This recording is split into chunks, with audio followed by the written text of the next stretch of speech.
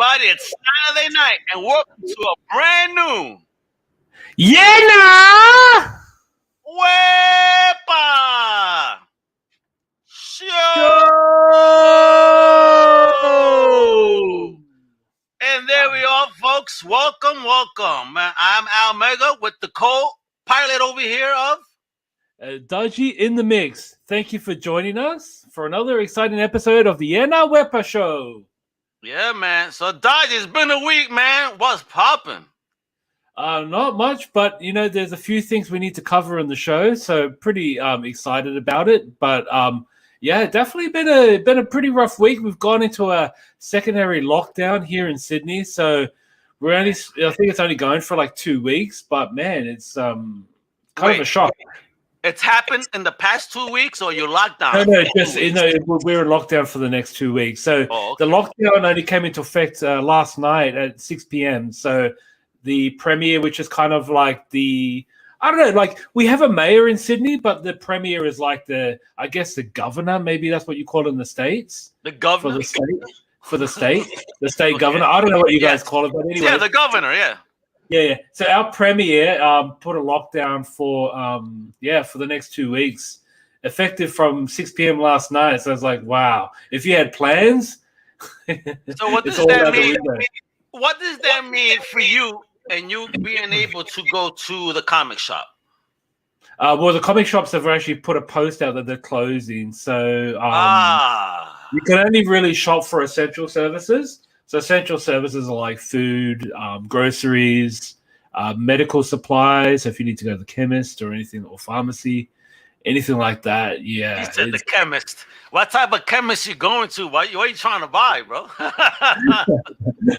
See, the thing is, in my English and your English, the definitions are different. So. Hey, bro, what's popping in Australia? Ooh. Yeah, I know, right? It's like, man. No, but in all seriousness, man, like, yeah, it's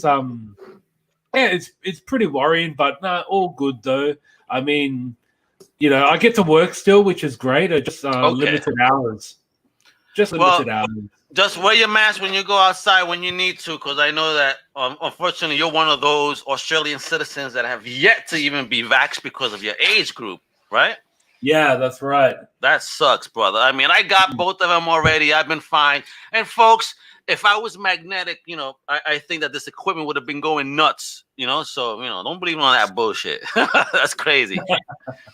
Well, have you heard that shit that motherfuckers talking about? Yo, it's magnetic, where they give me the injection and they put something there, but it's all fake shit, and it sticks. Like, yeah, bro.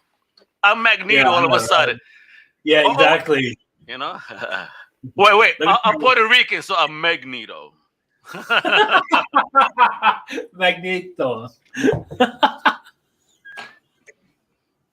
Don't make me spit out my beer, bro. I'm gonna have to charge you if I do that. Yeah, but all in all is good, bro. How about you? How have you been? We're doing good, just working in the greatness of the Comic Crusaders podcast. We got our first review for Comic Crusaders podcast. Something, again, that's side from you Undercover Capes and but I got my first 5-star review, which is exciting. Yeah, man, I got an awesome coach as well that's going to help me in the Comic Crusaders podcast journey from the Streamline podcast. So a shout out to Streamline podcast that I went through Podfest, which has their first live event, I believe in the coming month. So it's going to be great. Hopefully I get to go. So, but it's just been a busy week, man. Content is king, making appointments. Yeah. So, we're going to get a lot of good stuff on the Comic Crusaders website. And I'm just hoping that by Wednesday I could go to the comic book store and pick up my goodies. Yeah, I know. I have to wait. I have to wait 2 weeks. Now you got anyway. I had to send them an email to my local comic book shop and say, man, can you like I know you guys have a limit of how long you hold books for, and I was like, if we're closed for 2 weeks, man, like you can't put that against me. No, that's not your fault. No, that can't be your fault. Any store that would hold that shit against you, we're gonna rag them live here. So that's bullshit. That's bullshit. Well, at least they cooperate. I mean, it only makes sense. You're locked down. Nobody could go. Keep the goddamn books. Yeah. Look, and one thing too, guys, if you haven't checked it out, Al did an amazing interview with Todd McFarlane earlier last week. That was awesome. Yeah, and we got scoops, Dodgy, scoops in that. Because he showed off the She-Spawn figure. Not even out yet. He gave us, he went, yo, check this out. Showed us some interior artwork. I mean, he was blessing us on that interview. Yo, Todd McFarlane, thank you again for your time. Carmen from McFarlane Toys, you rock. Thank you for reaching out and helping to set that up. It was amazing, yo. I had a great time. That's actually about the third time that I get to speak to Todd, but the first time I had him all to myself. Yeah, I know, right? That's so good, man. Like, congratulations. Nah, it was fun, bro. Yeah, and don't forget, guys, if you want to check it out, just click like and subscribe, and you get more from Comic Crusaders. Check us out at comiccrusaders.com. It's all there for you.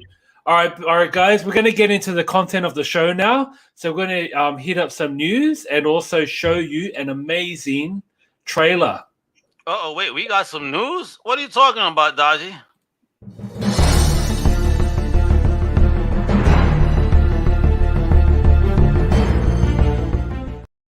So a show that really struck my interest was a show called This Is Pop. And the first episode and the best episode of the bunch I would really recommend was all about Boys to Men and what they did as creators.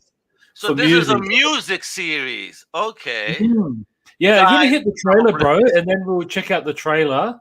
Awesome. This is the first time I get to see it, too, because I've been oblivious to the show, apparently. So let's check it out. It only hit like a couple of days back, so it's actually amazing.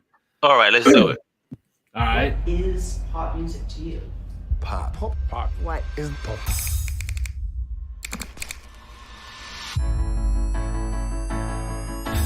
Take one. She said, Usher would like to talk to you. He was like, man, you kind of fucked up music. Is he right? Did I fuck up music? Man, she really don't deserve me. When someone from a little country like Sweden have worldwide success with what they do, it makes everyone understand, well, if they can do it, we can do it. What is a country song? What is not a country song?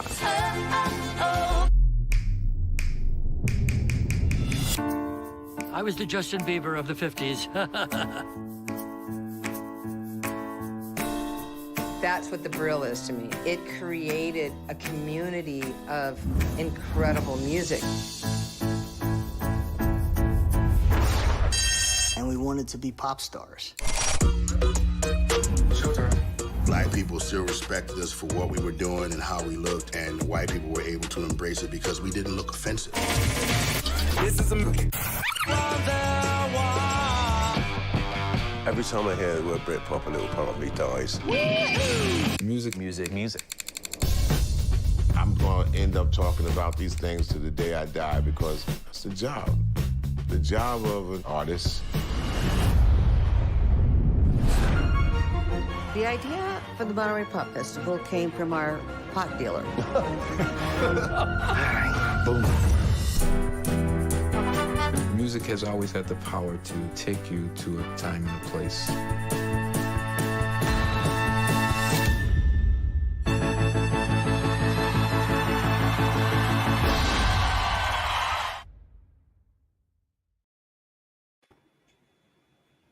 Wow. Yeah. Wow. Dodgy, that shit just effed me up. That Boyz II Men just said they didn't look offensive or scary. Like, what is that?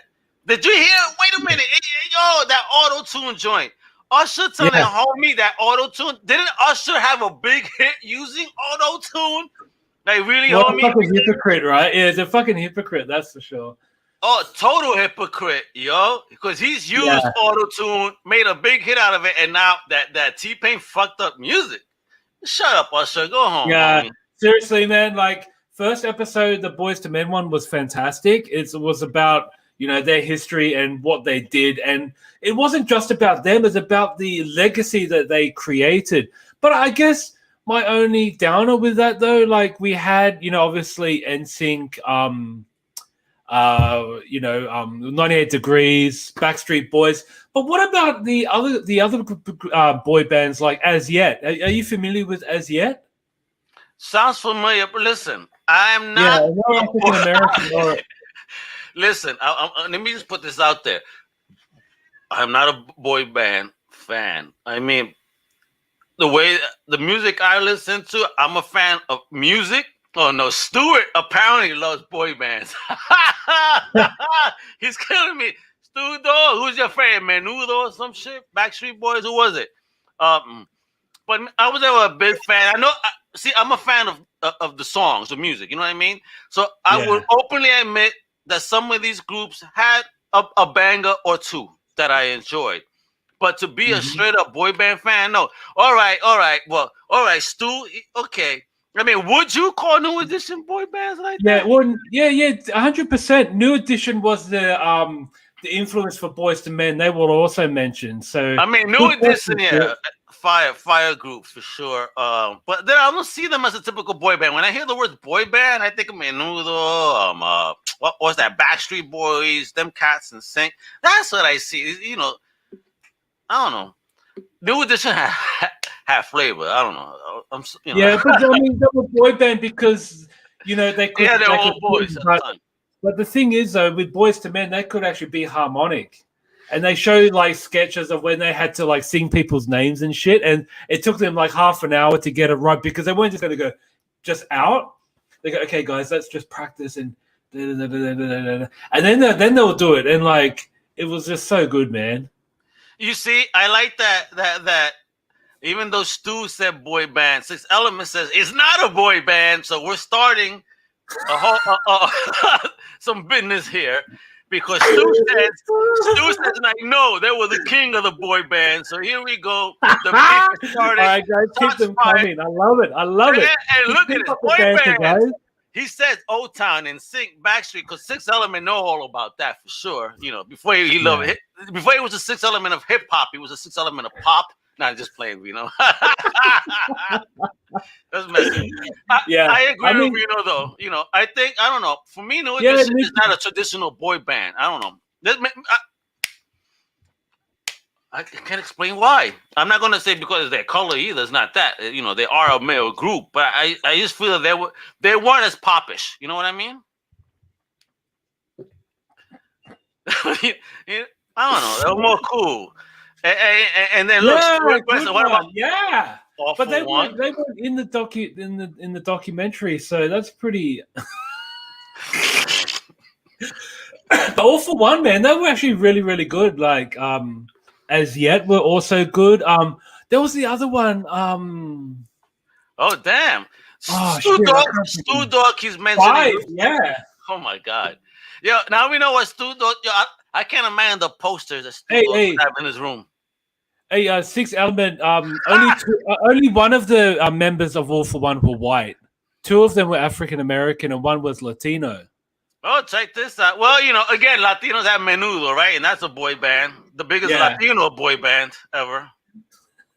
Anyways, but yeah, look, guys, we're not here hating on boy bands. I think they have their place.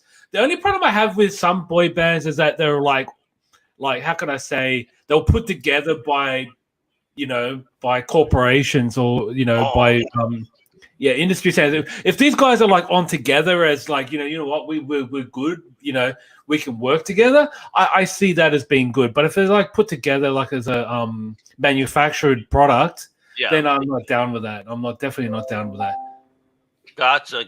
But you see, Stu knows about it. He said big time Rush. I mean, Stu is a music fan over here, loving it. Yeah, love it, Stuart. Thank you. That's big Stu Dog.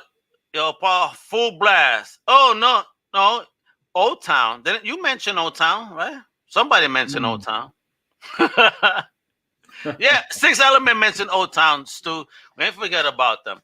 But this is definitely looks like a cool show. The only one I remember definitely is that one, the T-Pain one. You got to watch the Britpop as well because it shows the war between Blur and Oasis.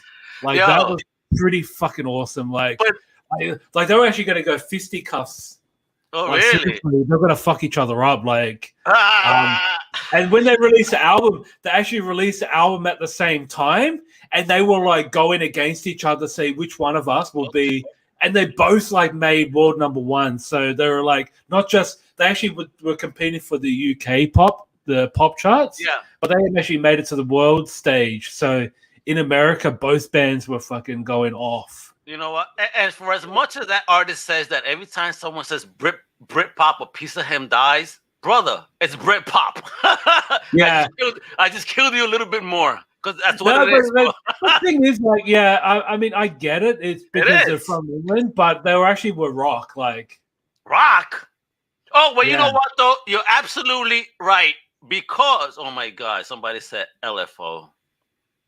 Jesus Christ. No, okay. The only reason they may be considered rock is because of Rock Band on Xbox. Yeah. That's where the name Almega was born. I was singing them goddamn song in that mother. Oh God, the Jonas Brothers and the Six Elements stressing how the Brits killed the rock scene. Yeah, okay, they did. I mean, listen, right now in America, it's like, you know, how many are producing when it comes to that? So, you know, yeah, you know, Brits are definitely, you know, UK overall is definitely bringing it. I agree. Yeah, 100%. Oh no. Well, it may have destroyed rock and roll, but it will never destroy metal. Oh shit! And lastly, before we go and move on, oh yeah, that is a hell of a band right there, the Jackson. I remember watching the cartoon, bro, as a kid. Come on now. Yeah, I know, right? Good old times. Good days. Good old days. Yeah. Yo, so all what's right, up, man? You didn't get to go this year, right? I didn't get to go because I was really sick during the week. And I'm like, man, bro, if I can't go to work, like I'm not going to go to a convention and just cough on top of everybody. So I didn't go to Supernova. But this actually made news here in Sydney and also over the country that there was a vendor who was selling like, look at this shit. You got the fucking Japanese Rising Sun flag, which they used during World War II. And other spot sticker type merchandise. Like, it was pretty fucked up. And the thing is, a lot of people were mentioning that the owner of Supernova was actually good buddies with this guy who was working at the so it really didn't sit well with the fans. And man, over Twitter, over Facebook, the fans let him have it. Like, they went all out.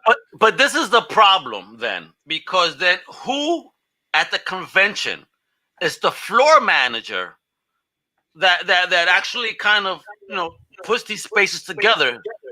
How are they not knowing this in advance that homie is selling, you know, symbolism that is not very appreciated nowadays? If you hate it, it's hate. Yeah, hate. Like, this is hate merchandise. Like, seriously.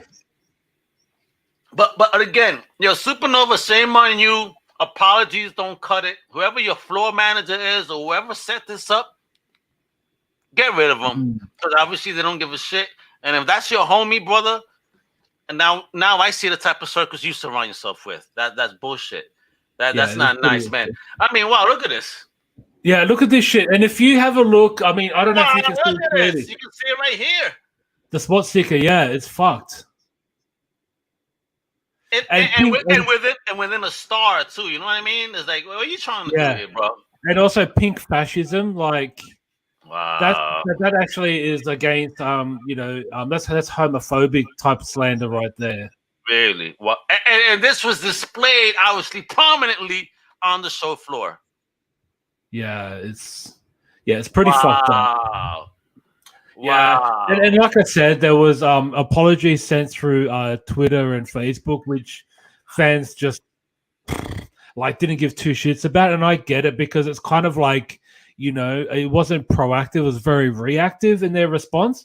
Like, people were mentioning it on Friday night before launch day, and this motherfucker was kicked out on Sunday, so he was there all day on Saturday, and people were saying he's still here. He's still here. He's still here. Well, then see that then the show did not heed the concerns, didn't care. So obviously the apology is full of shit.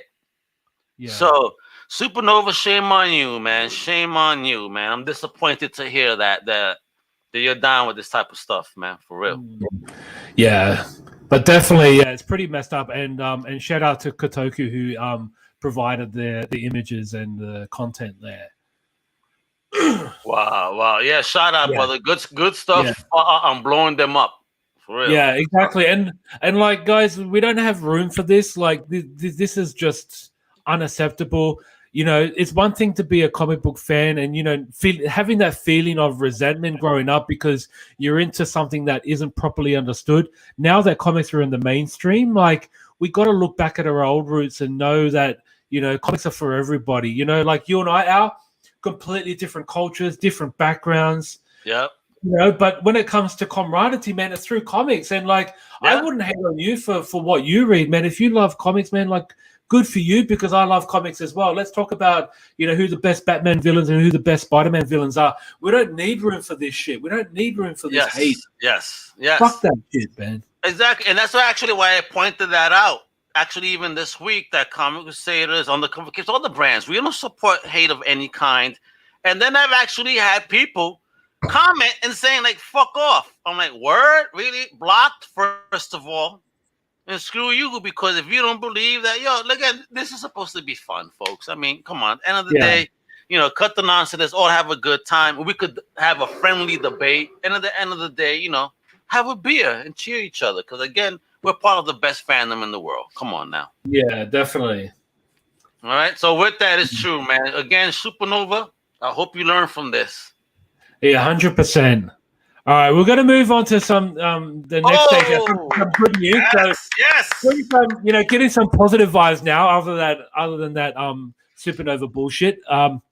Yeah. So the new episode hit. You know, obviously we saw that Omega was kidnapped. But yeah, she gets rescued, and I don't want to give too much away as this is no spoiler. But great episode. Great conclusion. To a certain degree, of course. But, bro, this was such a good episode, man. What are your thoughts, Al? Agreed. I mean, I think that Omega, whatever the hell she wants to pronounce it, even though it's spelled a certain way, and I'm kind of feel a type of way, you know, Omega. I'm the real Omega. Anyway, this is definitely one of the better episodes thus far. Period. Yeah. Out of everything that's come up, we see some bounty hunters. We get a lot of action. We see some stuff, yo. Yes, I get it. Right here, Stuart is a big fan because, you know, Omega, Almega, whatever. It's the real Almega. You know, she is for sensitive. Awesome. Again, I think I said this once before. I know this is a cartoon, but shit, man, can we just have adults? I hate when they throw in a kid. Why couldn't she just be more adult? I hate when they throw in the kid stuff. It's just me. I can't tolerate it very much. Okay. I think it weakens the show sometimes. But the balance isn't that bad though. It's not like it was, I think, the second or third episode when it was more about Omega. Yeah. Now she has there's a reason for her being in the show. She's coming into her own. Yeah, but it's not outweighing the story. It's not overdoing it. It still has a bit of that Star Wars or sci-fi violence, which I was like very happy. Yeah. So I actually think it was great. And if you just jump onto the next slide, because there's a character in the show I kind of felt that needs to be mentioned, and that is Fennec Shand. Yes. So it's kind of her first mention. She actually hasn't appeared in comics yet, but look at the ratings or the price. I mean, sorry, and it's going up. Wow, on a mention alone. Yeah, on a mention. So Jesus. On the high $20, guys. 6 Element. You guys got this bounty hunters right here. Wow. That moved up quick, yeah, man. It's 20 pretty pennies. Yeah. So apparently they need to find someone to train her on the ways of the Force. I'm sure. I'm sure. Again, they're not going to create a new female character that's going to have all this going on without having to find somebody. So it's going to happen for sure. Yeah, I think so.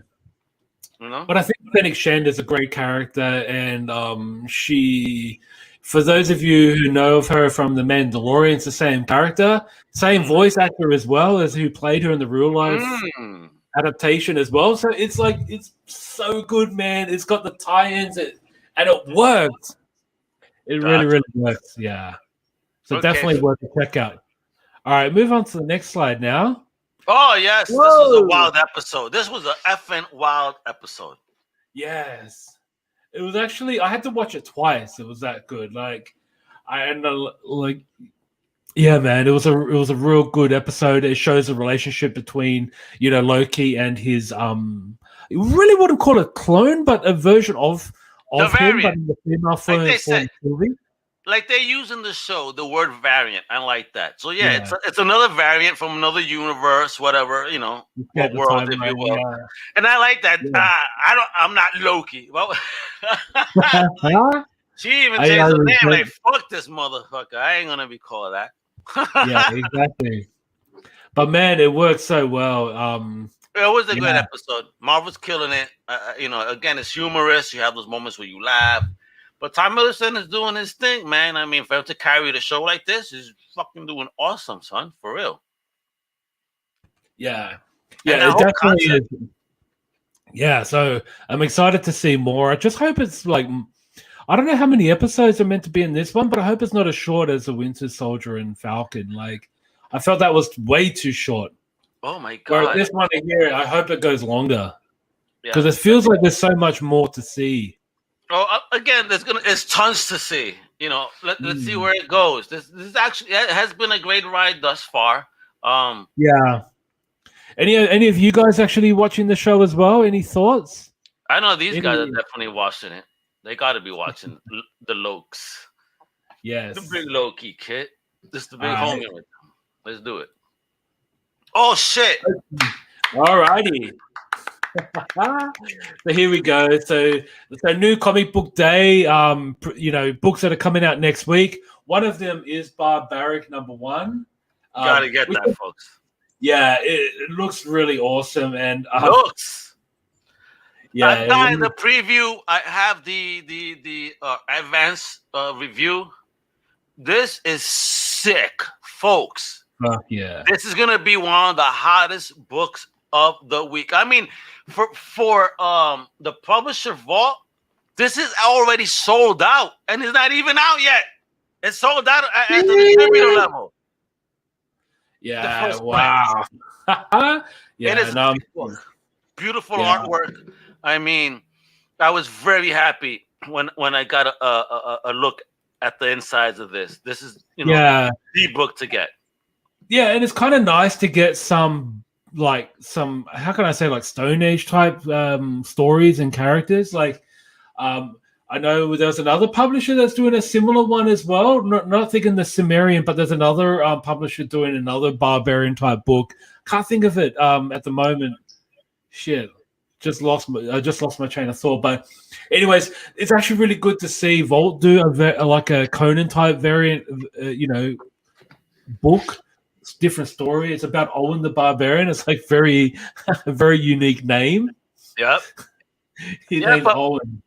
Yeah, Owen, but it's all about this right there. Yeah, I don't know if you guys notice in this AXA design, it's because that motherfucker's alive.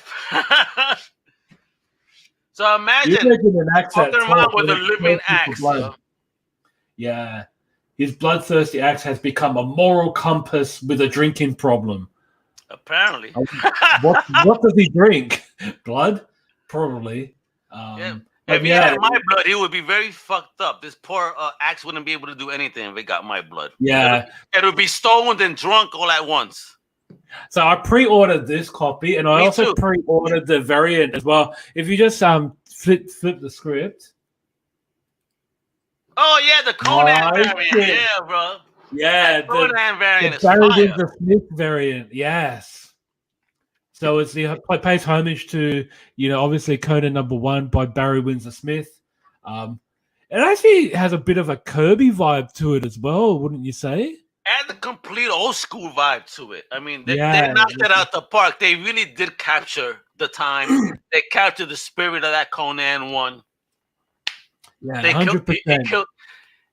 They killed it. Yeah, it actually looks really good, guys. I think if you're looking for something different, and that's the thing I like about these Barbarian type stories, they're different. Like we're getting a lot of sob stories or superhero stories. It's good to get something like this where it can take you back a bit and kind of remember in the 80s we had all those Barbarian type movies. And a lot of them had women in revealing clothes and things like that. It's actually good to get stories like that. Homie said women in revealing clothes. How about women in no clothes? Yeah, well, that's what I mean. It's almost all right, bro. Yeah, but shout out to Michael Marecki and Nathan Morrissey. Yeah. Sorry for butchering your name, Michael. And Nathan C. Gooden, who his art looks very impressive. Addison Duke is the colorist, and Jim Campbell letterer. So, guys, definitely do yourself a favor and check this out. I'm really excited to get my copies. Yeah, you could actually check out a full preview on ComicCrusaders.com. Just go to search and look up Barbaric, and you'll find it and take a great look at the insides and the synopsis. And believe you me, by the time you look at that, you're gonna be hitting up your LCS in no time. And remember, support your LCS and put that on your pool. Yeah, exactly. All right, flip the script. Oh, and shit! Wow, turns 80. Yeah. Happy birthday, GA. 80 years of Green Arrow, son. Wow. Yes. I mean, DC has some aged characters, boy. Bats, Superman, Wonder Woman, and now even GA, bro. The Arrow himself. Yeah, it's hard to believe, that these characters are aging so rapidly, but definitely it's kind of like a character you kind of think would be just like phased out, because obviously he has an old school Robin Hood look. Yeah. A bit bland, but I guess he bland in appearance, I should say. But definitely the writers are doing amazing things with him. No, but seriously, the way that they make him look, just keep him relevant is just amazing. So shout out to GA, happy birthday, and this book comes out this week. There's a few varied covers as well. Do we have them here? I don't have them there. No, I don't have enough. Otherwise the show will be going for 3 hours if we go through all of them. Oh, I hear you, man. Because definitely check out your local comic book store. Yeah. You'll see them all there. If they've got a website, you can just go in and have a look and pre-order if you need to, or add it to your pull list. All right, moving along. And The Shield by Rob Liefeld. Yep, this is gonna be the only issue by Rob Liefeld, because homie left the book after somebody spoiled a reveal that he didn't want to see seen. Yo, salute, Mick Takala. What up, brother? Hey, Mick, what's up? Yeah, bro. You know he left the book already, right, Dodgy? No, I didn't. That was news to me. Yeah, really? Shit, eh? Already. Somebody, apparently shared a cover that spoiled who the villain was. And again, if you know Liefeld, you're already gonna fucking know what he does here. Even like, I'm gonna leave it like this. Remember Major X, right? Another version of Cable somehow. So just imagine that being applied here. That's all I'm gonna say. Yeah. And that's what got him pissed, and he dropped the book and left angrily. I mean, he gets these projects. He's lucky he even gets work. Rob, I'm still waiting for my fucking brigade, bro. I keep getting these goddamn emails that I'm supposed to get this brigade. Oh, we're throwing them in the mail. I have not seen one picture on any social media sharing that book. Feel me? Yeah, then 100%. But yeah, that's kind of sad to see that happen. But I just wanted to shout out, if you guys actually want to go out and pick it up from your local comic book shop, there's a few variant covers of this as well. Haven't got the images, but it's definitely on there. But guess what? You could go to ComicCrusaders.com and look up The Shield, and you can see this preview too, because it's actually on the website. And then you could see if Rob actually did The Shield a favor by leaving. Anyways, if you're wondering who The Shield is and why he's so relevant, he's actually from the Mighty Crusaders, which was an original superhero character by Archie Comics. And if you just flick the script out, we'll see his first app. Holy shit! On the high 17K from Pep. Yeah. Whew, shit. Absolutely. So yeah. So 17K and Oh, wait a minute. Wait, stop before you hold on. I don't mean to cut you off, but this just blew my mind. Also, the first appearance in Origin of Comet, the first superhero character to die in the line of duty. I didn't know that. Yeah, wow. That's Isn't that history. crazy? Wow. So you get 2 first appearances here of 2 legendary characters, one of which died 17 issues later, apparently, in the line of duty. And apparently the Shield is meant to be the first patriotic superhero as well. So wait, so is he dated before Captain? He is, because Captain America is 1940. Oh shit, check that out. Interesting. Yeah. And then Captain America still became so much more popular. Oh, of course. Yeah, and I mean, like, you think about it, Archie kind of dropped their superhero line early on in the years. They kind of did some rekindling, but nothing to the degree of what we've got with Cap. Because the thing with Captain America, even though he was still running through the 1950s, they kind of, when they had the Silver Age of comics or the Golden Age of Marvel, they played out that he died in the Second World War. But in retrospect, he was actually still going in the 1950s, just under a different segue with Timely. So yes. Definitely, but yeah, definitely Cap has a lot more longevity, obviously, of course.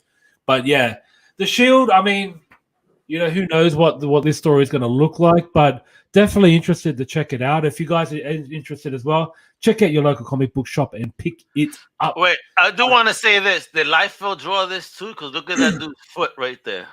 Oh, come on, bro. Don't be hating. That's an OG book, man. That's like, that was someone who was starving and looking for work, man. Like, no, but that's awesome, though. Listen, but it's the Mighty Crusaders. Although there's only one Mighty Crusaders nowadays. You know who that is, kid. Yeah, this guy.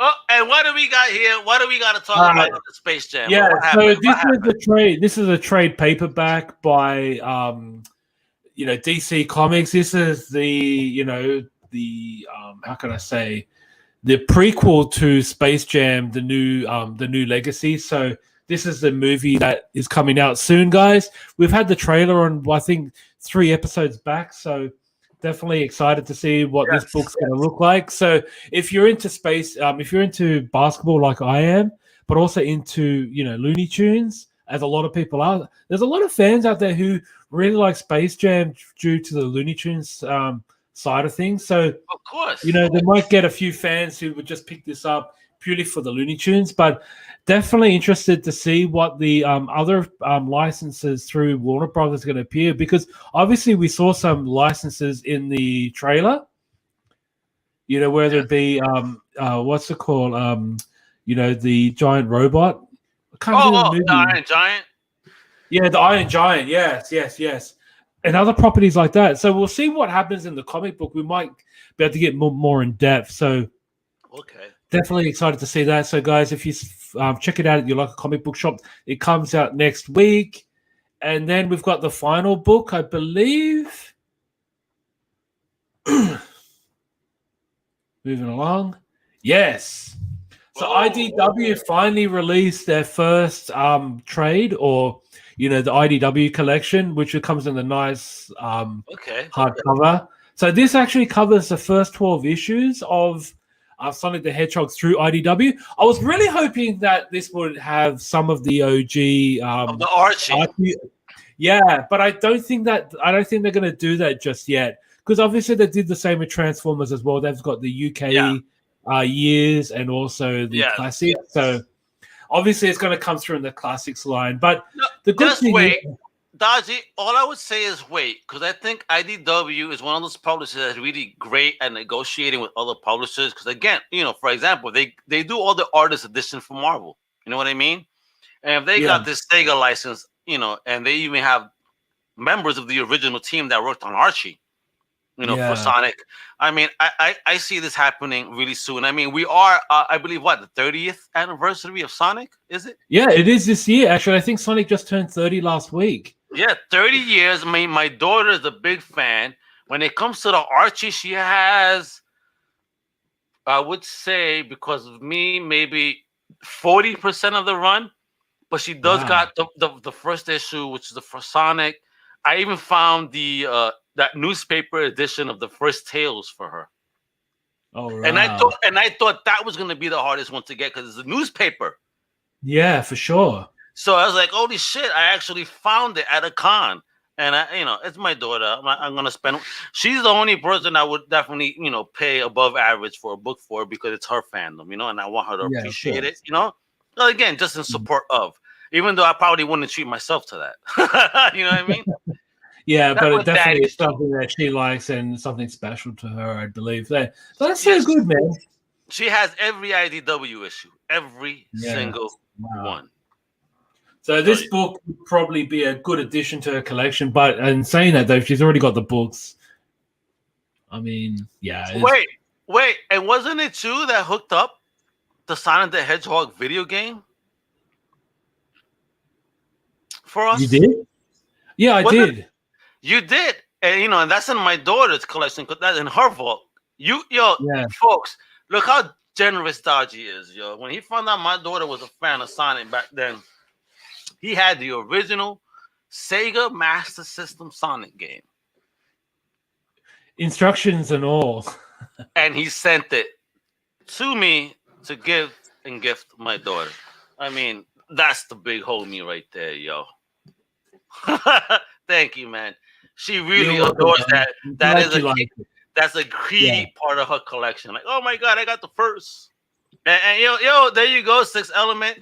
I don't know what it is. I don't know how old I forgot how old your son is, but I think it's this generation this newer generation truly appreciates the gems we had then. Yeah, I think there's just something about the game too. It's like, every time he jumps and collects those rings, is that sound? It's just amazing. So a shout out to Little Reno. Because I know he a gamer, 16, and he a Sonic fan. Nice. Awesome, yeah, but definitely worth a check out, guys. Check out your local comic book shop. There's some gems there, whether it be a trade collection or just individual issues. Get them. Yeah, definitely. And remember to check out your local comic book store as well. All right, and let me just say, it's Blaze, yo. Shout out to Blaze. WEPA, Dios mío. The one and only Blaze Noir. Nice. Well, unfortunately, folks, let me announce this. Bobo has an internet outage in his area because, the good old, services and those areas, right? So he'll be back next week with a double-sized, toy corner. All right, so 100%. Bobo, I hope everything is okay and that you can surf soon because I know you're gonna get desperate and start getting that itch that he gets. Like, oh my god, no internet! Oh no! Yeah, that would kill me too. Don't worry. All right, guys. And next segment, we've got a special guest coming over the pond. I mean, over the pond from the US. Obviously, that's Canada up north. Really excited because this Kickstarter looks absolutely amazing. I shout out to the creator. He's very generous to give us his time, and we'll be moving on to Kickstart.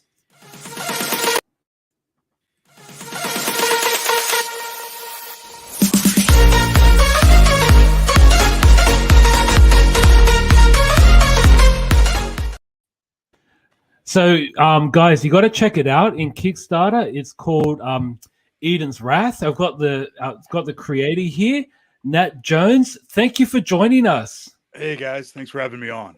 WEPA, what up, Mr. Jones? What's going on, my brother from the north? How you doing? Good. Just hanging in there, doing the art, doing the writing. Staying busy, getting the work done right now, huh? Always. WEPA, that's how creators do. These are the type of creators I love to talk to. Those that are putting the work in, kiddo. Yeah, absolutely. And I mean, just from the very get-go, when I checked out your Kickstarter, I was like blown away just with the visuals. Like, where did this project come to life? It actually started as something the idea popped in my head in high school. So this is an old project for me. Okay, wait. I don't want to age you.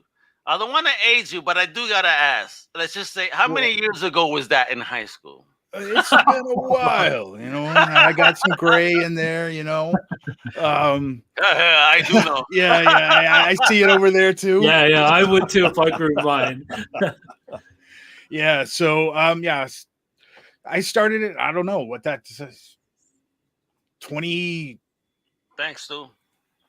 Maybe 28 years ago, something like that. Yeah, 30 wow. years ago. It's been a long time. Yeah, probably closer to 30 years now that I think about it and do some math here. Yeah. I'm sorry I made you do that math now. Yeah. You're like, God damn, this motherfucker made me feel old today. I'm staying young, man. Staying young. Yeah, of course. Comics keep you young. Yeah. So, it started off with an idea. I was always into, the works of like Brian Froud and those types of dark fantasy elements. And I'm a horror fan too. So, your John Carpenter's and that kind of stuff that really just formed who I was as a kid, and throw on top of that some Frank Frazetta. And that drove me in. And then guys like Bernie Wrightson and just all these guys, and all this art just soaked into my head as this, young guy. And that's where Eden's Wrath really has its core. And it's been rolling around. It's gone through iteration after iteration in my head. Every time I get ready to say, now's the time, I'm going to do it. And I start working on it. And then I kind of, switch it up, or I jump in another gig. I'm always working with other companies and on other projects. For those who don't know, I did like Death Dealer with Frank Frazetta. Wow, really? Yeah. No way. Really? Yeah. Because I've been sharing pieces of that art as I find them, and it's like mind blowing, son. Yeah. So that was that was a huge honor, and like I said, I was a Frazetta fan, and to get to draw Death Dealer and work with he and Ellie before they passed away was just huge. Oh my God! And when did this happen? Bro, you work with these legends, son. It would have been around 2005, I think, is when Death Dealer was coming out. We were the top book at Image Comics at the time. We started Frazetta Comics after that, and we did a lot of other stuff. Brought a lot of their other artists in to do Frazetta stories and things like that. I also co-created 68, another Image comic. That was you? Okay. And Spawn, bro, a lot of Spawn. I got my cards. I got my whole card set of the Frazetta.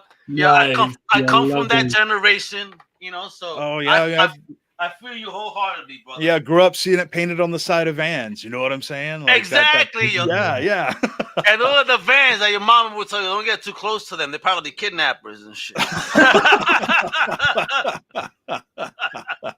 Those were the vans, yeah. Yeah, you know what I'm saying? The one with the Frazetta painted on the side, and on the back window it said, "Don't come knocking if this van's a rockin'." Oh my God, that is so 80s. Wow. I love it. So, and then like I said, Spawn, worked on Spawn the Dark Ages and the main Spawn book.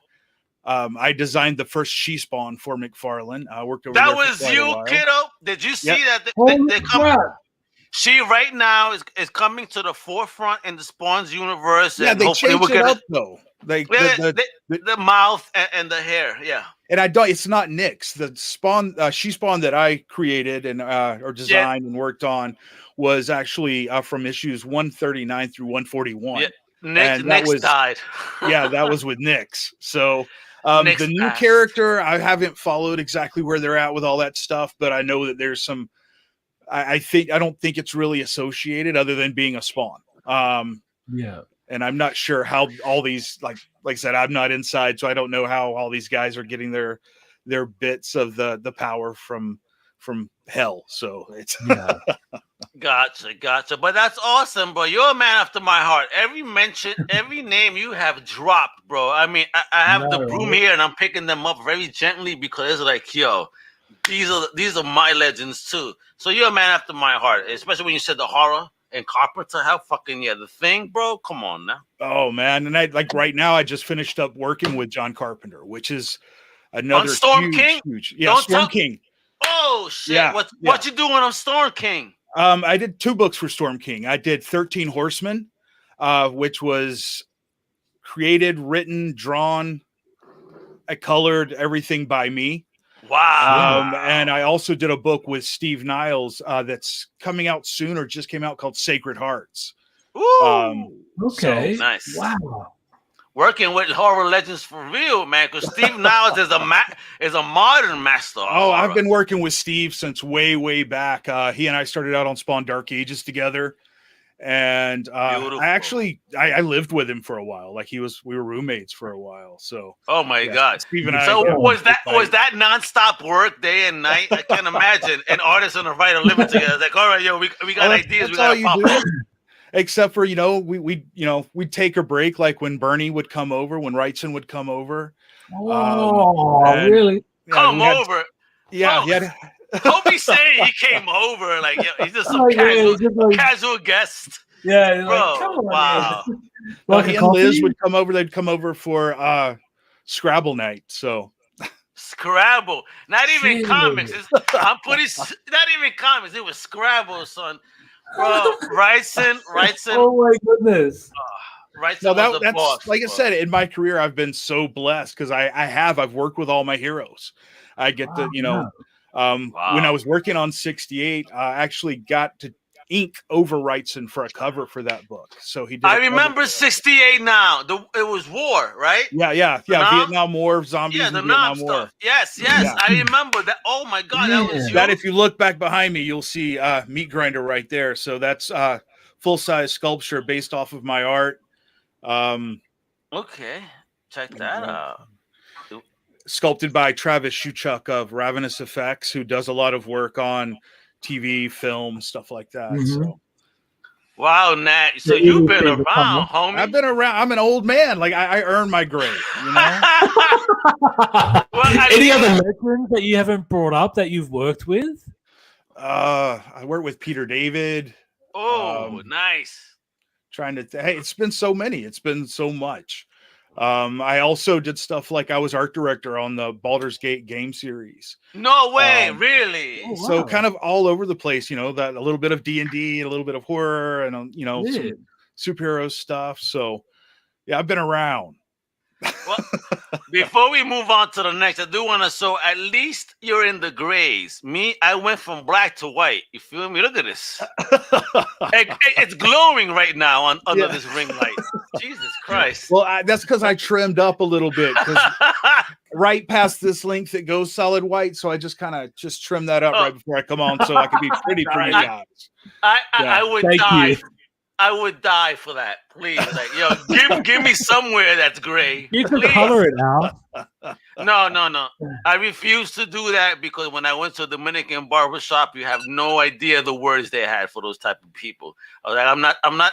It's okay if you want to dye your shit. I'm just saying that after what I heard what barbers really say, I'm good.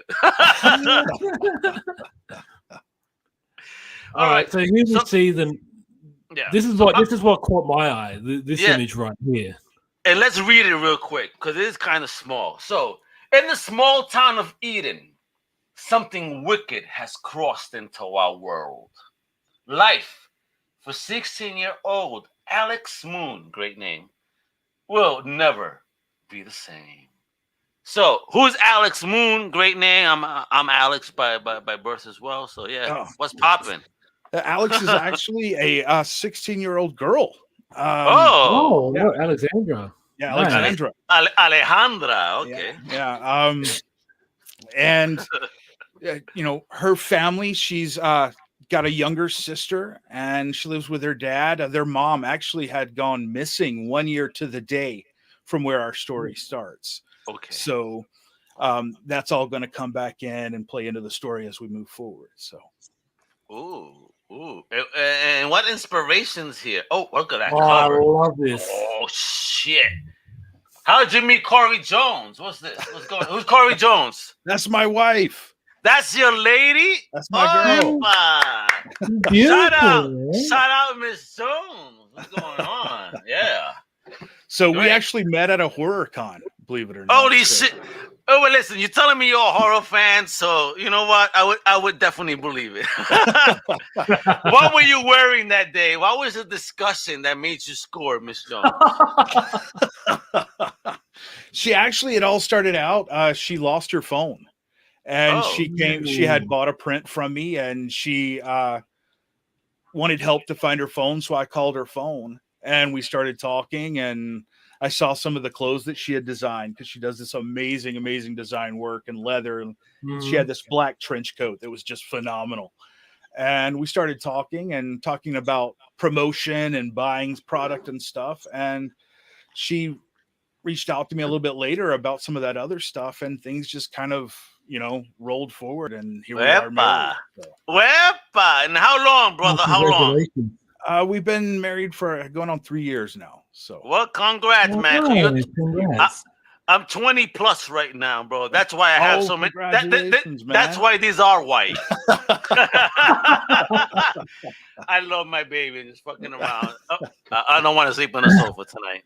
Yeah, she's sorry she couldn't be with us today. She's actually out working the witchery right now, working a witch show.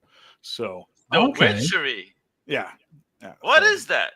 Is that something that you Canadians do? What are you guys? It's a witch's market. So because with the clothing line with Louis Mayhem, we do a lot of witchery, witch clothing and decor and things like that. So she's out there working that stuff right now. Oh my God, I gotta show my daughter, because she is like a little goth queen to the core over here. So I think that she would be a very huge fan of the product. I can't wait to show her.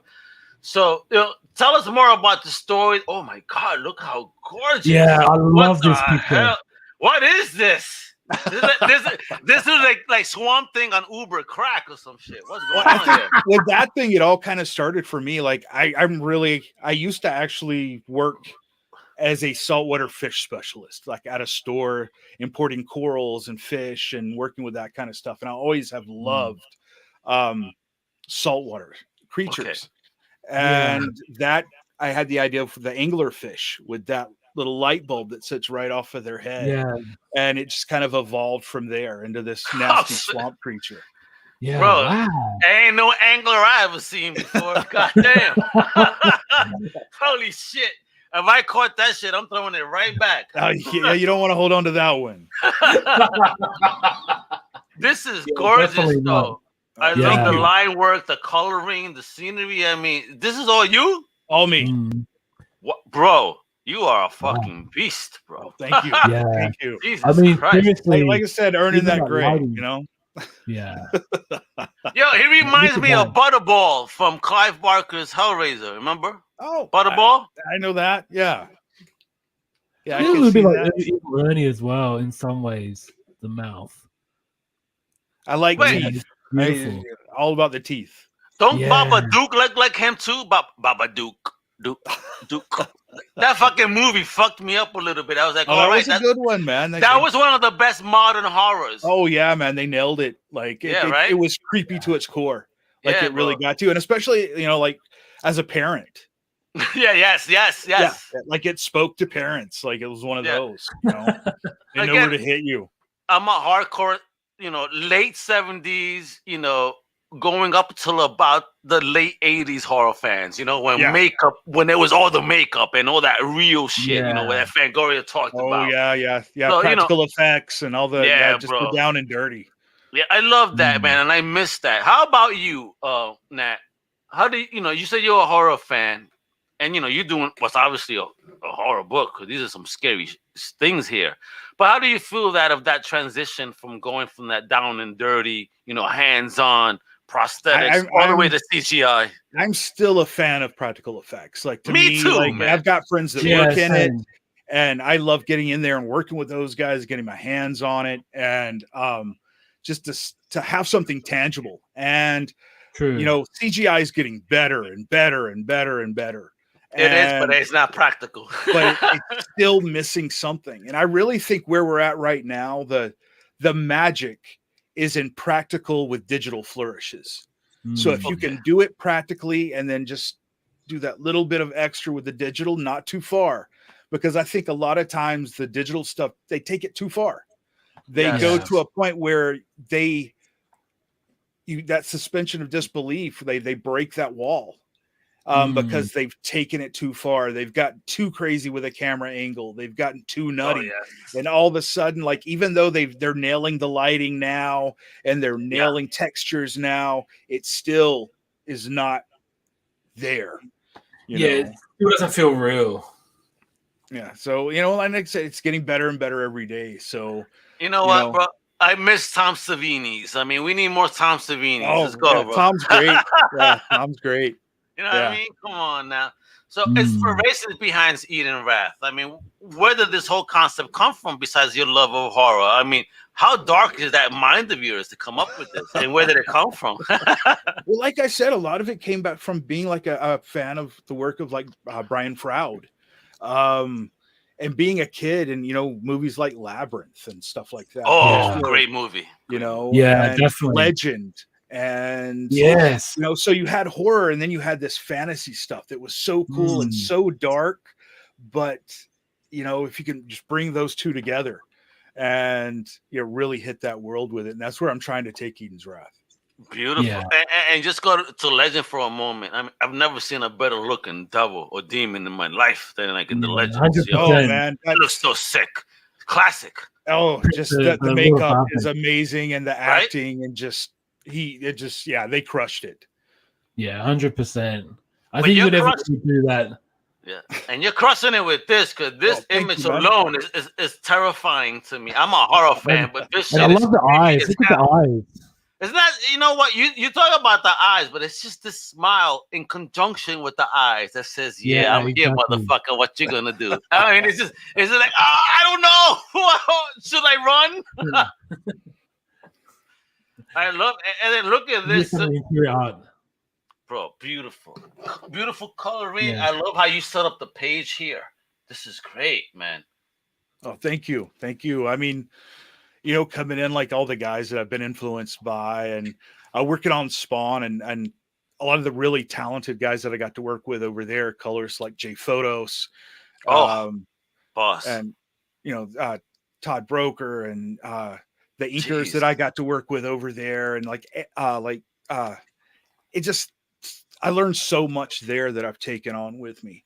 And then I'm also, you know, I'm a fan of like modern guys like Ben Templesmith and those kind of guys. And there's bits of that bleeding into my work as well. So what's Templesmith, Yannick Paquette, and all of them. I love that style. David Mack. I mean, I love that style, yo. It's just sick. Yeah. Sick, and this fits the narrative of horror so perfectly. I think you definitely see the little bits of Wrightson that pop through in it. Like, that's true. Wrightson was a legend. I mean, Swamp Thing, Frankenstein, all that good shit. I mean, Wrightson was a legend, man. To me, I look at this one and I see Wrightson trees and, as you know, all the vines and everything. That's in the foreground, right? Yeah. See, I don't want to get us.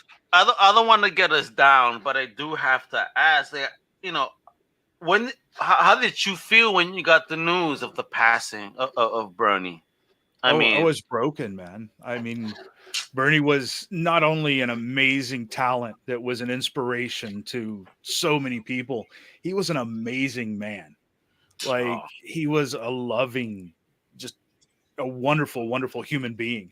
And to lose him was just, you know, it you know, even now, like it pulls the heartstrings, you know, and we miss him. I miss him. Yeah.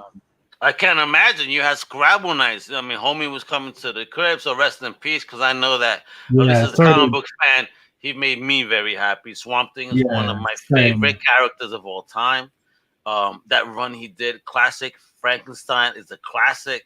Everything he did was amazing. And, you know, his work was just, I mean, it stands. He was a boss. Yeah, he was a boss. And then, like I said, to on top of that, just to be such an amazing person.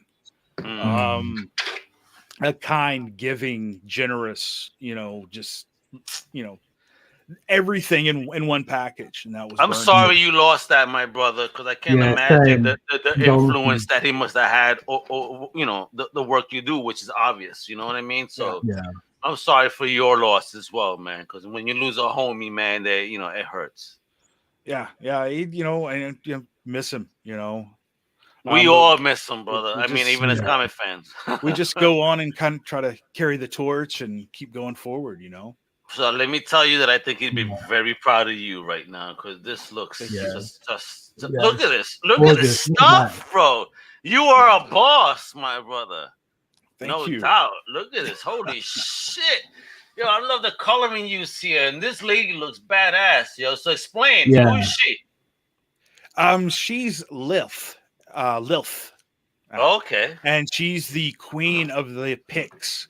And the Picts are kind of the dark fae. In the story setup, it says the dark fae, or the fae were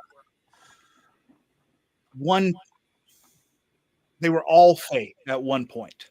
Okay. And then eventually there was a break in their culture, and a group separated from them and moved into the dark tree. And the dark tree corrupted them, and they became the Picts. And she's the queen of them. So is the dark tree the opposite of the life tree? Yeah. So in the garden, we've got two trees. We've got the tree of life and the dark tree, which, if you know, kind of in biblical terms, would be the tree of knowledge. Got this massive decaying tree that perpetually grows decaying fruit, that has corpses all laced into the root work of it. So. Oh, so it's like a rare filet mignon, even though it's an apple. Yeah. Okay. I'm sorry, I'm sick too. That means I love horror. You hear me? You hear me there, bro? An apple that tastes like a raw filet mignon. Come on now. What better explanation do you want than that? I mean, yo, Nat, bro. So I want to get into your Kickstarter real quick, because I know that you're killing it right now, and we have some time to go, right? Yeah, we still got a lot of time. I think we've got like 18 days, so we're not even quite halfway through. Great. So I'm gonna add this back to the stream. Okay, just give me a second, because you know the reason I'm doing that. I don't know why Dodgy disappeared. But I want to add the audio because I want to show that trailer off a little bit that you got here. Let's go. Let's take a look, folks, at the trailer of this book that you need to be like supporting like now. 100%. Right?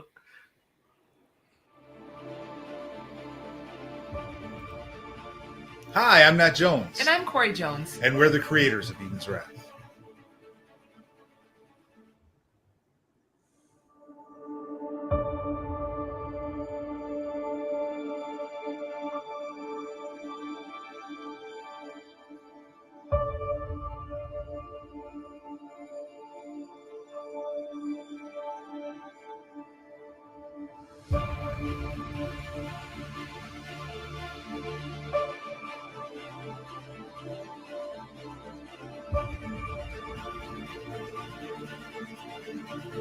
I love the coloring on the logo.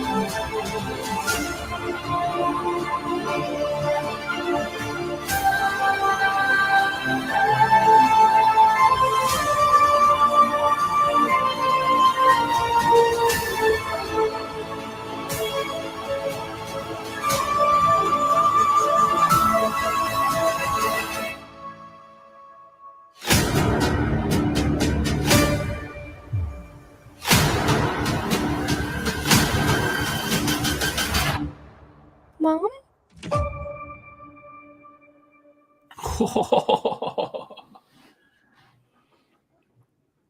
Guys, you've really got to check this out. You've really got to back this. This looks amazing. Thank you, guys. Wow. Yeah, that was actually the first I taught myself Final Cut doing that. I'd never done any kind of video editing before, so. Oh, congrats! Man, that's amazing. So sorry about some of the rough edges, but no, it looks amazing. So let me ask you. So I mean, you've got some. This obviously is going to be the first volume. How many volumes do you have up here of yours that you we've got at least 6 volumes in our head right now, probably more. We've got a lot of story. So, and that was one thing. Like I said, I originally, the concept started with me, but when I met my wife, she's has a writing and a degree in screenwriting, and we started sitting down. We were looking at all these stories I had, and she's like, "We have to do that one." And she has a background in working in the occult and the fashion industry and all that kind of stuff, and this all kind of worked together. So that's when we sat down and said, okay, well, let's start writing. And when we did that, we actually took a lot of what I had and like, okay, well, this part's good, and this part, let's get rid of that, and let's bring this story into something a little more modern. I had a little bit more of a fairy tale, I think, aspect to it originally, and it's still there, but there's a lot more going on now. And we actually brought a lot more of me, I think, into it through that process as well. So, oh, that's amazing. I think you're on mute, Al. Yeah. Yes, I am on mute, of course. There you are. So you have eight. Listen, that's what happens when you drink beer and you're waiting to get trees. Anyway, so you got 18 days to go.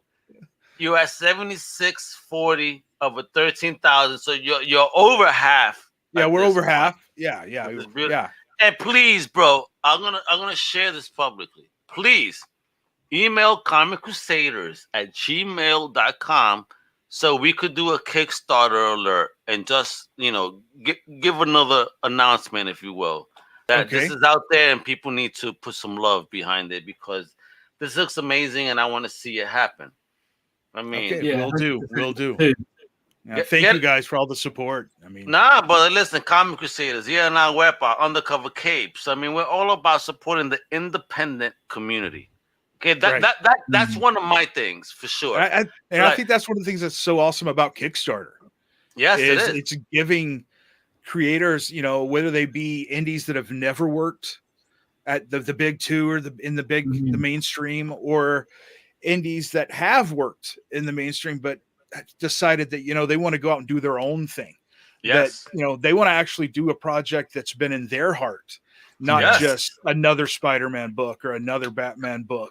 Or some other dude shit or woman shit. You want to take care of your own thing. Like, I got something. This, I always tell people, this is the golden age for the creator. You guys have so many avenues right now. Big two who needs them nowadays? To be honest.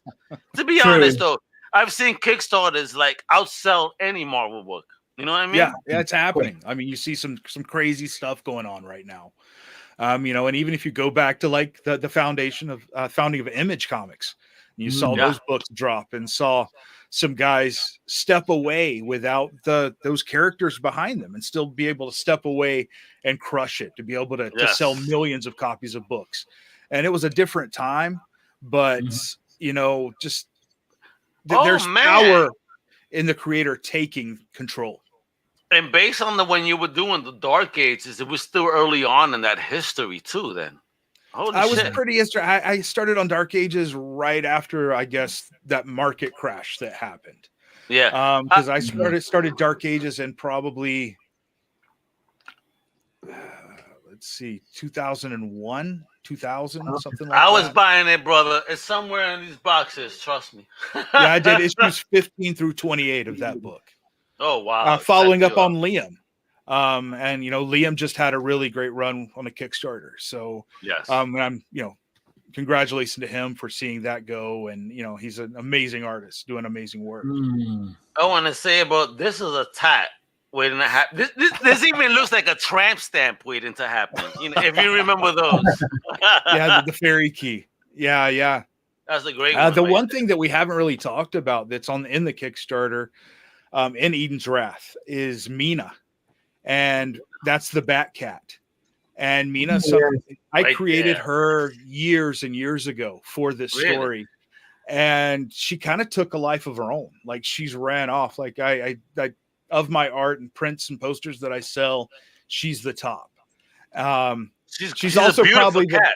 she's probably also the most knocked off thing at Halloween. Like people steal my art everywhere I look. Like Facebook's Really? constantly sending me ads of, ripped off stuff with my art printed on it. Which is painful in itself, especially when you're just trying to make it on your own, and no one's making money if you're out. That's fucked. You gotta put that watermark in it, Nat. Put a fucking watermark on them shit somewhere. Man, they get right past it. They don't care. So, okay, how about this? Within the body of the cat itself, put a hidden signature. Well, the one that sometimes they print with my signature, they don't care. Wow, these are pricks, man. Yo, But so one- love to Nat, guys. One Come thing I have had is my fans have been amazing, supportive. Like they send me, when they find this stuff, they send me emails. They drop a message to me on Facebook. They let me know, and they go after these guys ravenously. Good.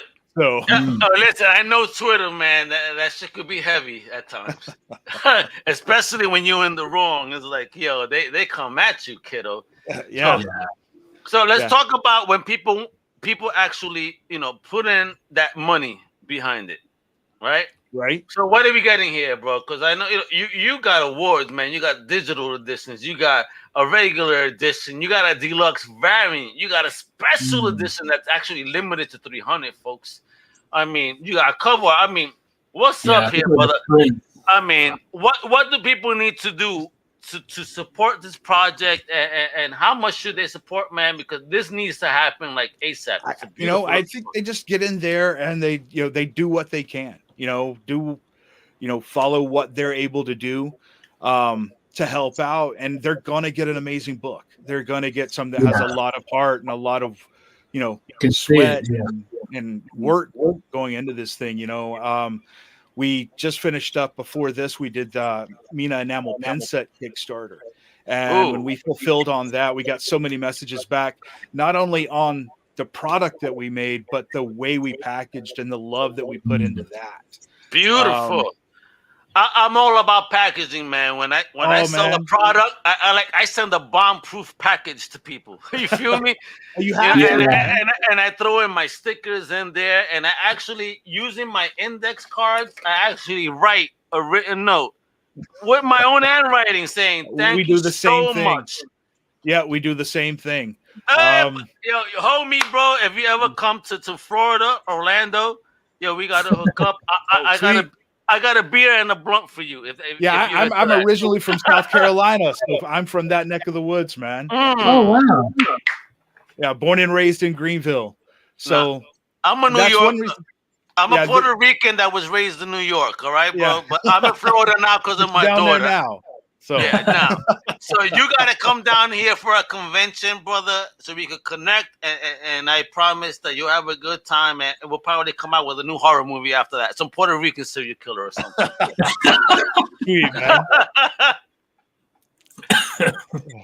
But I love this, bro. You got original cover art. I mean, a fur hooded. Oh, wait a minute, because I know you have a fashion line you were talking about. Yeah. Now you're talking about a white leather and fur hooded cloak. I mean, and we're about to drop a video of this one because I really don't think you can see the amount of detail that's sewn into this thing. This was my wife made this at home. Like we have a full studio here. So wait a minute. Are you guys actually, besides doing comics, creating like awesome clothes still?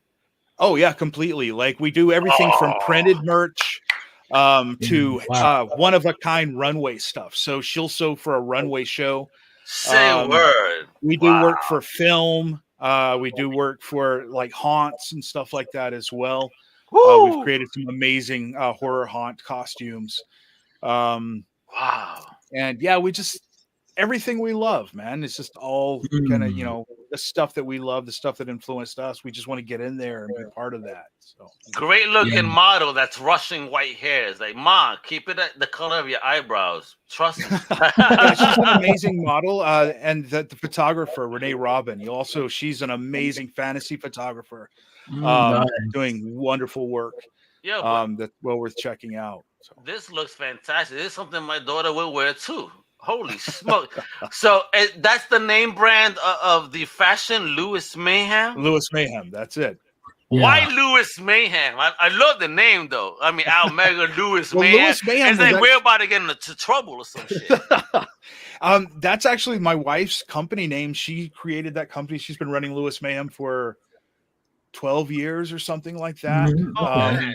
We gotta have your wife on, brother. We gotta have her on too and show off her skills, kiddo. This is awesome. I love it, man. Folks, where else can you get comics, movies, Kickstarters, fashion? Like, come on now. Only in the NAt WEPA show. The show about nothing and everything. Exactly. Oh, what's this? What do you mean by hand pressed art? You're messing with me here, bro. Each one of those prints is going to be individually handmade. So it's old school like art style. Really? Yeah. So each one will be a little different. It'll have different imperfections and stuff in it. So yeah, love that. The bookmarks, stickers, a Mina art print, a signed art print. Wow, yo, 64 pages, even more to add on to that 48. Like, brother, you are on a mission. I love it. We've got story to tell, man. So we got to make it happen. We got to get this out there. And folks, look at that right there. 18 days to go. 18 days to go. Amazing. 115 backers. But folks, they need this to make it happen. And they're over half. So I ask our fellow NAt WEPAers. Like, yo, we call them now. Wow. You know, show that love, man. The YNWers for short.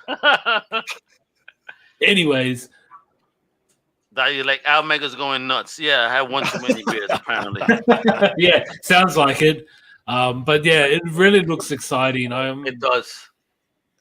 Well, thank you. Like I said, there's a lot of love in it. And it's years in the making. So there's so much of us that we've taken from our lives and our experiences we're throwing into this thing.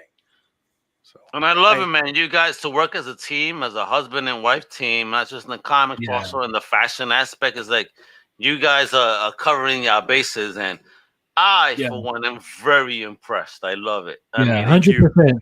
Now, I've got a question for you. So, if this becomes successful, when do you think you'll be bringing out Volume 2 of Eden's Wrath? Well, it kind of is going to be. I think the success of this one really will play into how fast we're able to jump into production on the next one, because it's all about surviving while you create. Yeah, so true. the better we do here, the more time we're going to have to really push into the next volume. But we want to do it quickly. We don't want to lay on this thing for too long. So that's something that we've really been discussing lately is how do we do this? The art for volume 1, if it stays at 48 pages, we're 3/4 of the way done. So we're really close to having a finished book for that. If it adds the 16, I think we're going to have a much more amazing book. There's things that I would like to squeeze into this first one that are getting pushed to the next one at 48 pages. So, but yeah, we're going to do our best to move quickly into that next volume and to get that one out there to keep this thing going. The other thing is I've got a ton of other stories in my head that also so that's kind of there's only one of me and one of her. So true. I get it, man. You want to keep busy because you are an amazing creator, and again, working alongside, as family. I mean, that's amazing, bro. That's what it is, man. I'm jelly. I need that in my life too, man. Like, come on. Yeah. I'm trying to tell my girls, come in, yo. you need to feel the power of the Crusaders, girls. Come on now. But you know, again, this is not their fandom, so I totally understand. You know what I mean? We have 4 boys, and oh, nice. The so boys really aren't into all this stuff. Yeah. 4, and they don't enjoy this either. Not really. They haven't quite. They're ages 8 or 9 to 13, so they haven't quite gotten into this stuff yet. Oh my God! Yo, listen.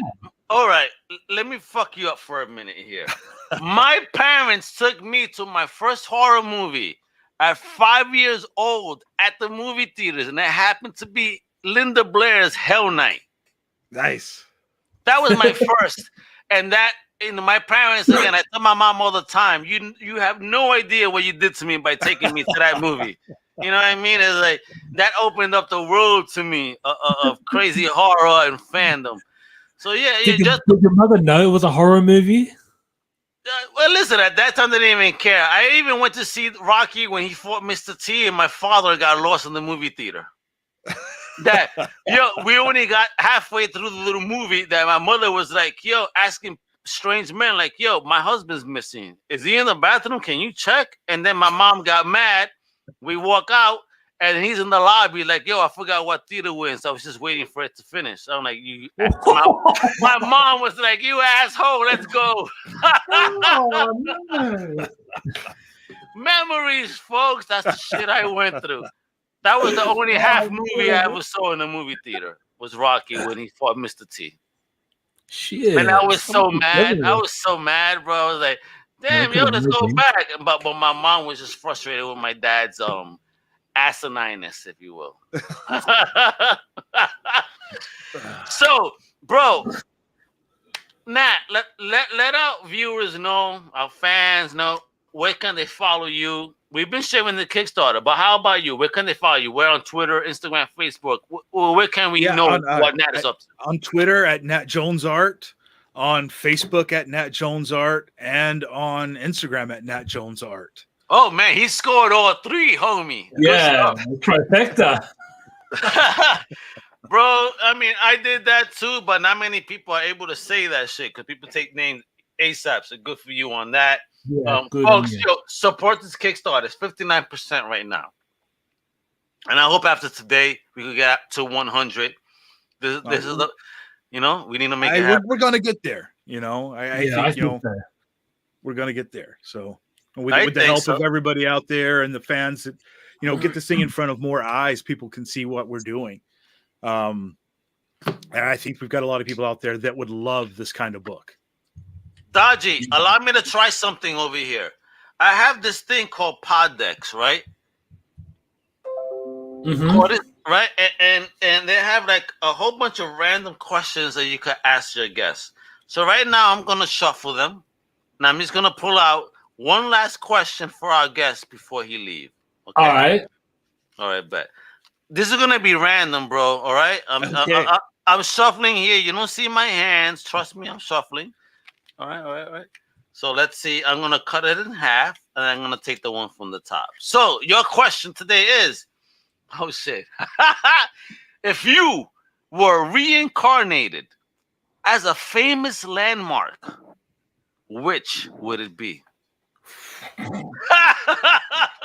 That's some random shit right there, boy. that is random. A famous landmark. Yeah, well. Are we gonna see the Nat Jones of Liberty? That's a big dreadheady Liberty, man. Oh shit! Bro, at least it'll look cool when when you're coming in across the seas into the harbor. You know what I mean? Shit. Trying to think of what's the coolest thing I could think of.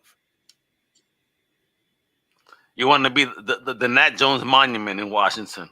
Yeah, it's got to be something like that. It's got to be something dark, man. All the monuments are a little bit too light for me. All right, you know what? Let's just clean out Mount Rushmore and let's make it the Mount Rushmore on horror. Throw Nat Jones in there, and then I'll rephrase the question.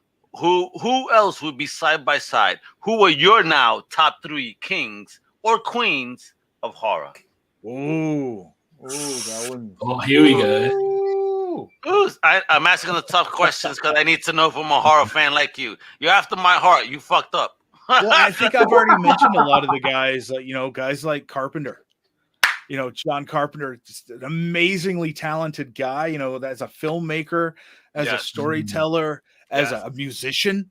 I mean, people don't think a lot of people understand that a lot of the power in his film actually comes from the scores that he creates for his films. Agreed.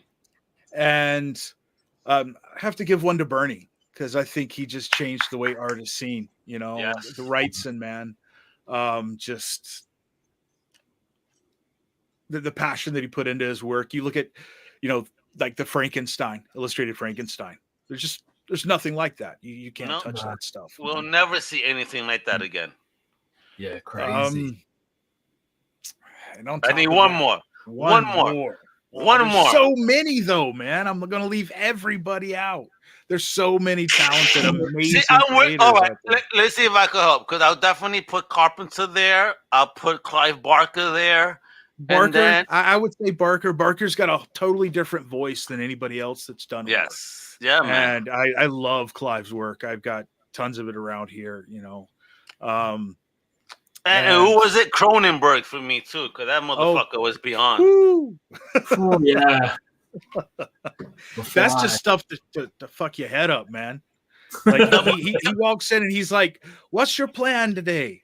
We're gonna fuck up minds." Yeah, he was the king of the mind fuck for real, bro. Because I mean, you don't get that nowadays. You get people that try to emulate, but you ain't never gonna be the original. Well, now it feels forced.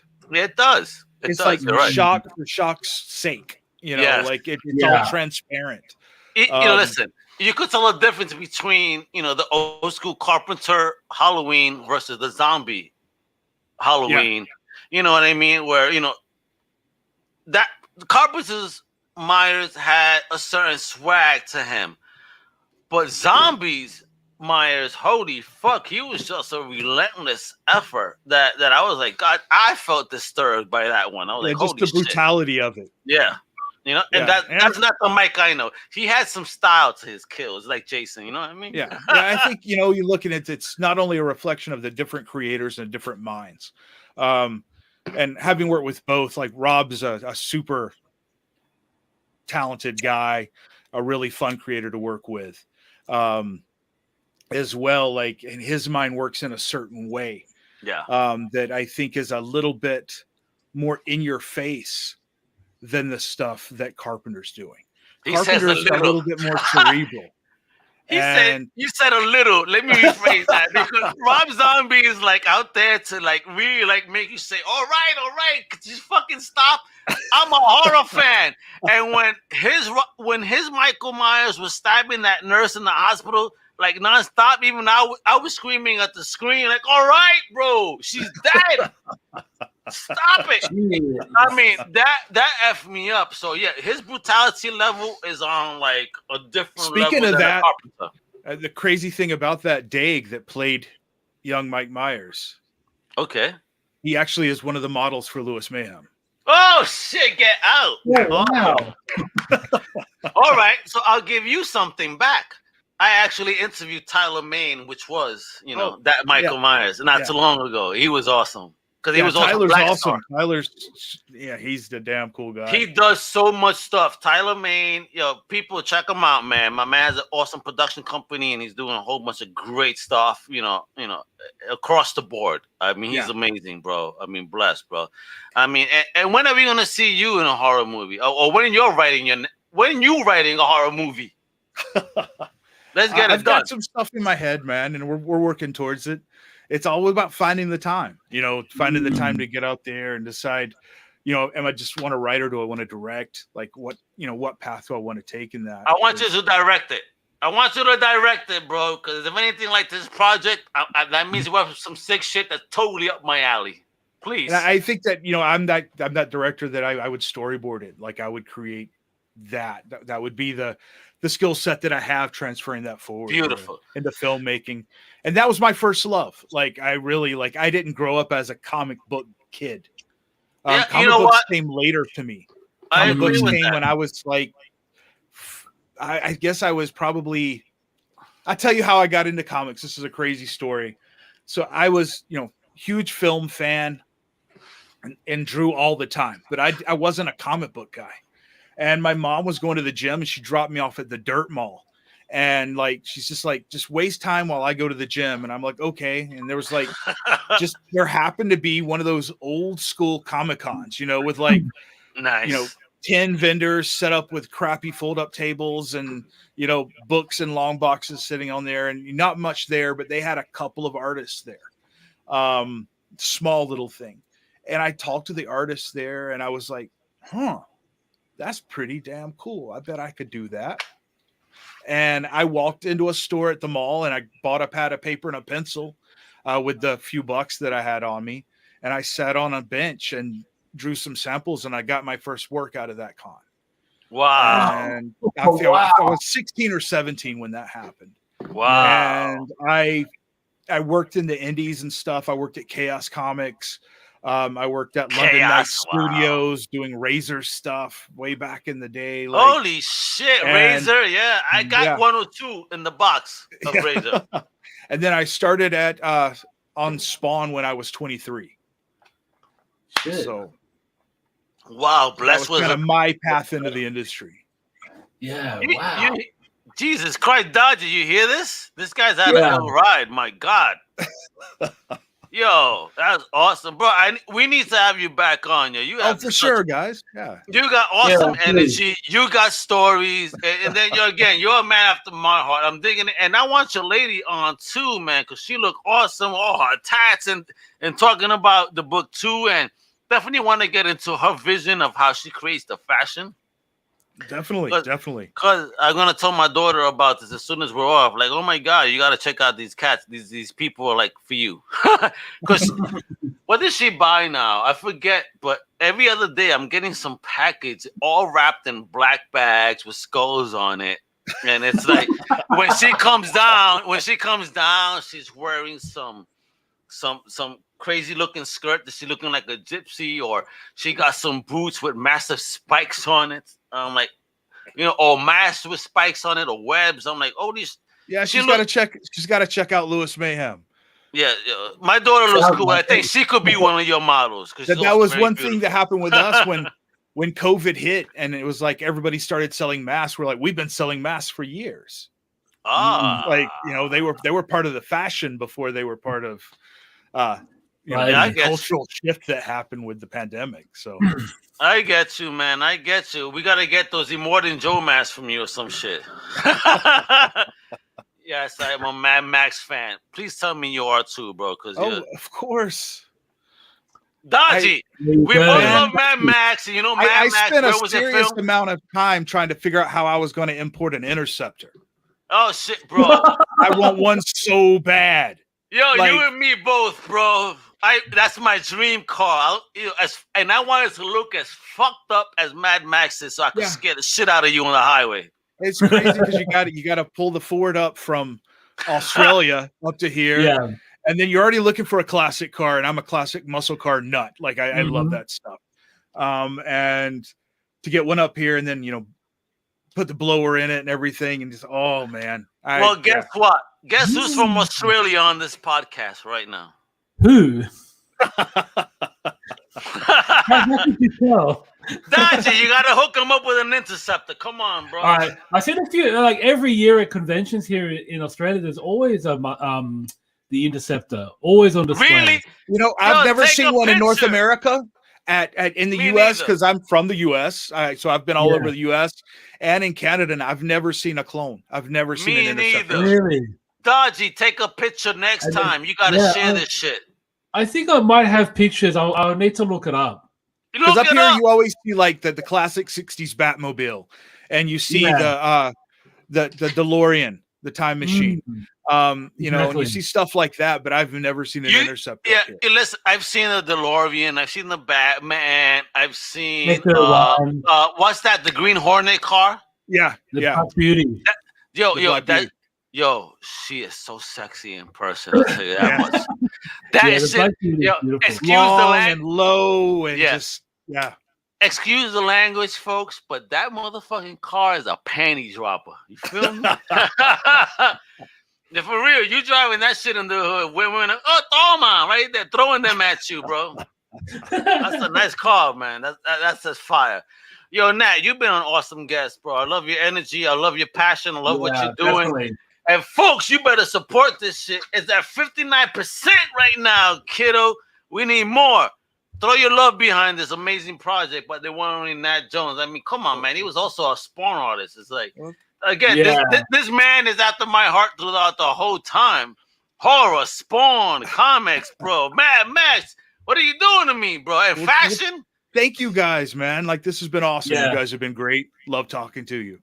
Nah, man, we're going to have you back, Nat. As soon as this is funded, I want you back, and I want you back with your lady. Okay. So we could talk and show off amazing design that she's done, because just based on the design she did for Eden's Wrath, I can't imagine the fire she has, design wise, all over the place. It's gonna be amazing. She is. You don't meet a lot of people in your life, especially like when you're talking about like, a potential maid, or that gets into your head as much as she does. Like, she's just, she's so talented and so skilled and her work, I've never met another person like that was like a match for me with their drive. Like, beautiful. We both just, we're at it and we're creating, and we're just like, that's the life we live. And it's amazing, man. That's the fucking dream. That's beautiful, bro. That's what it is. That is the dream. That's what we all want, man, to find a cohesive partner in life that could match our energy, and let's do it, kiddo.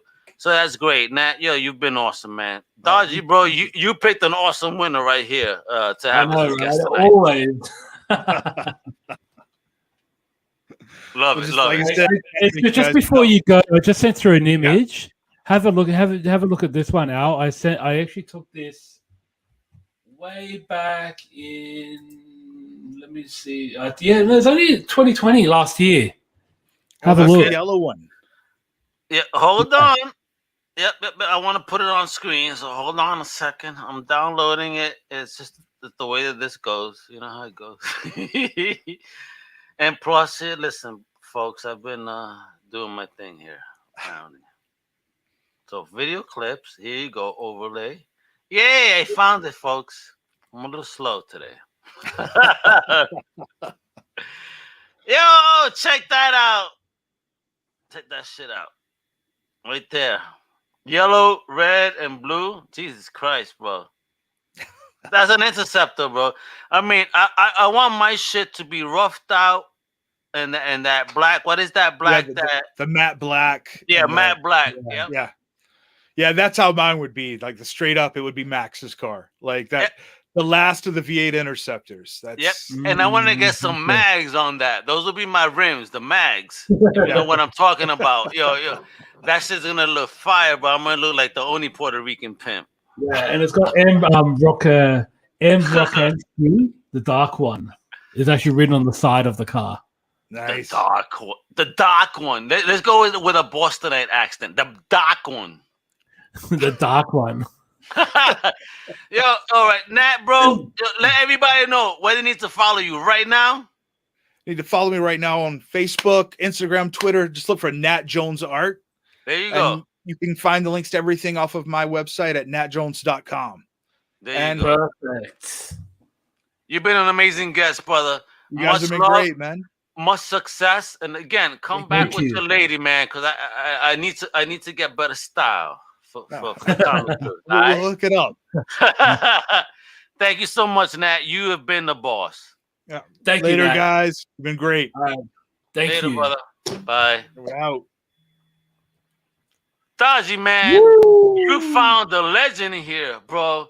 Man, I love the energy. I love the energy, man. Nat is boss, and I mean, doing Spawn comics, horror comics, everything he's done, bro. I mean, bro, you picked somebody that's definitely like right up my alley. I love it. Yeah, and I actually had no idea about all this. I just saw he had some amazing art on Facebook. Amazing art on Facebook, and I was like, bro, I've got to get you on. And he was meant to jump on last episode, but he bailed at the last minute. So obviously, life got in the way. life got in the way. It's all good, and look what we got. So, major shout out to Nat for joining us, and I'm pretty stoked, man. Bro, now Nat's gonna make me go back into my collection and start looking at all the Nat Jones stuff I got. Like, he a boss. He's done great. I can't wait to actually. Hopefully, he comes back with his wifey. And I want to get him styles, because fashion is key. Let's us as comic collectors, we can't look geeky all the time. We gotta look swag too, son. You know what I mean? That's very, very true, though. But definitely impressed. I was blown away. Nat was an amazing guest. I'm very happy you had him on. Eden's Wrath, folks. Again, please show the love by both Nat Jones and Corey Jones, which is his lady, at 59%. Make it happen, folks. 76.95 right now. 13,017 is the goal. Over halfway, and it seems that during the show, they got another backer, because I said 115 before. Now they got 116 backers. Fantastic. So I hope that we had helped in getting that one backer at least. But hopefully we're going to get even more backers for Nat and Corey, because the book is gorgeous. The names he dropped, I mean, it's like, homies work with legends that I've looked up to. So it's like, I was totally impressed. Dodgy, you've made my Saturday tonight, for real. I love it. No, that's so awesome, guys. Thank you so much for joining us on the WEPA show. Don't forget to click like and subscribe to get more from Comic Crusaders, and also check us out at comiccrusaders.com for more. But please, if you can, just, to back us up. Also got one thing to share with you too, guys, before I let you go. Support us on Cash App.